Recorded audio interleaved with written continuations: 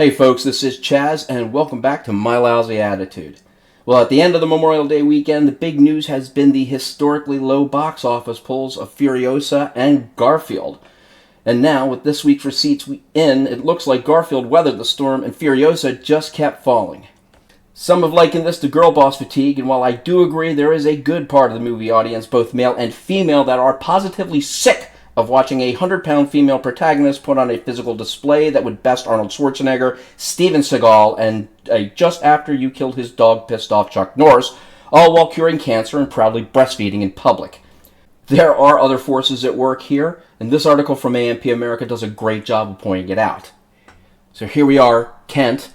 Our audience is done with movie theaters. Furiosa and the Garfield movie box office flops indicate a worrisome trend. This summer box office season got off to a rocky start over Memorial Day weekend, slumping to a nearly 30-year low in terms of ticket sales for the big-name films hitting theaters. Furiosa, Mad Max Saga, and Garfield, the movie, were flops. Garfield earned $31.1 million over a 4-day weekend, while Furiosa brought in a week $32 million. That makes Furiosa the unfortunate film to set the new record for the lowest-grossing Memorial Day blockbuster in 30 years, excluding 2020 when theaters were mostly closed due to the pandemic. That COVID summer also saw a steady stream of theaters screening classic movies like Star Wars, Goonies, and Jurassic Park. Further down, the previous record holder of Memorial Day shame was the family-friendly flick Casper, which opened with $22 million during the holiday weekend in 1995. It's actually, from what this guy says, great movie. I'm not quite so sure. This box office about box office slumps and the decline of movie theaters is an ongoing saga. The stories have been writing themselves for over a decade now. Analysts should be careful not to pounce and declare the movie theater business is dead. They are kept very much alive by an insider system set up by Hollywood where most movies have to hit theaters to be considered for seasonal accolades and awards. Streaming has begun to change this dynamic only very recently. So why won't consumers bite and buy a ticket to the movies? I'll tell you, it's very simple. And here it is by Stephen Kent. Ticket average is $12. Most people can handle that if they fly solo. Add in a spouse, 1.5 kids, and food, and yes, movie theaters are way too expensive now. You're looking at a $50 plus outing for 1 to 2 hours of entertainment. Price isn't the real problem, it's mileage. The juice is not worth the squeeze when it comes to a night out at the movies. The risk for disappointment was always too high, but the opportunity cost was low. That's no longer the case. With an average ticket prices being close to $12 and concession combos being anywhere from $10 to $15, a family of 3 can expect to spend upwards of $55 for 2 hours of entertainment in a movie theater. I can highly attest to that. I saw 2 movies so far this year. Both of them starred Godzilla. One was really good, one my kids liked, and I'll just leave it at that. But both of those cost me well over $100, and that was just the 3 of us. Consumers are being highly selective with their choices for a night out. For films, they want to be in the know on what the world is discussing or laughing about on social media. That intrigue and meme-fueled hype train are hard to create in a lab, but Barbie, Oppenheimer, Megan, and Dune 2 pulled it off with viral social media buzz and strong reviews. The same cannot be said for Furiosa or Planet of the Apes. Consumers are not stingy, though. They might spend more than $12 per ticket for a movie if they think the whole experience will be transcendent. Despite the slow start to the summer season, some moviegoers are still drawn to theaters, particularly those offering enhanced experiences like 4DX. For this experience of the Mad Max film Furiosa, the red paint flare explodes and casts the theater screen in a saturated crimson cloud. That's actually kind of cool, but yes, you see the thing is that for quality, for things that people actually want to see, they are willing to pay the money for it. And unfortunately, that's not where Furiosa comes in. Next we go to Bleeding Fool. Furiosa kills off Mad Max, future sequels on hold after franchise flop. Chalk up another underperforming weekend for George Miller's Furiosa, a Mad Max saga, which was a prequel in the Mad Max franchise.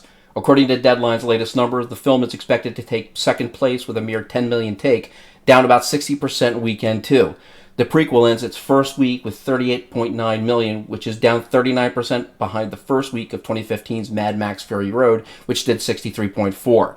Now it looks like all other Mad Max-related projects have been put on hold. As reported last Thursday, Furiosa faced several issues leading to its poor performance. Despite a budget of around $300 million, including marketing, it only grossed $30 million over the Memorial Day weekend, a historically low figure for that holiday and the worst in 40 years. Many say this is partly due to the absence of the central character Mad Max, which alienated fans expecting to see him in a prominent role. Furthermore, the film's marketing failed to resonate with a broad audience, as indicated by the 71% male and 29% female split in its audience, compared to the more balanced audience of Fury Road, which was closer to 60% male and 40% female. So, as the article states, that does not bode well for any future Mad Max properties. And it does cast a shadow on the girl boss genre.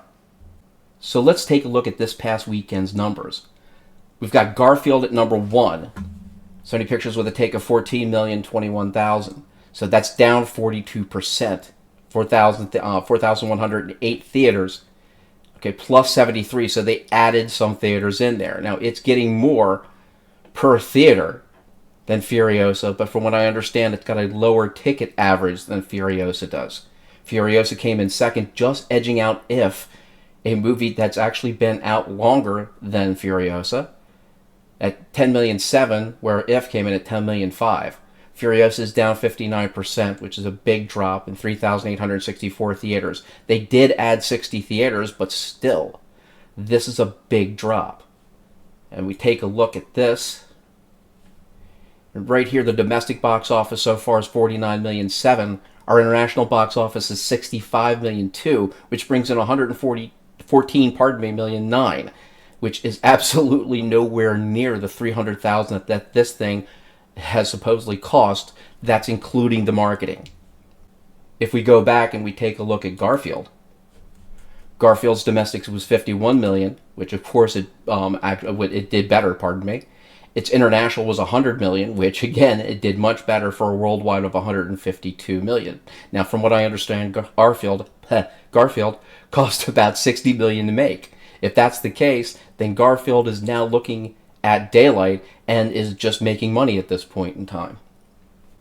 And sadly, that brings us to this Breitbart article from last week.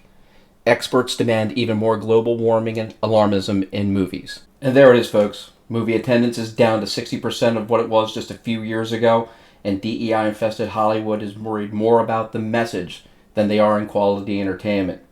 Unfortunately, we live in an age where the message is considered quality, and all criticisms must be shouted down and canceled.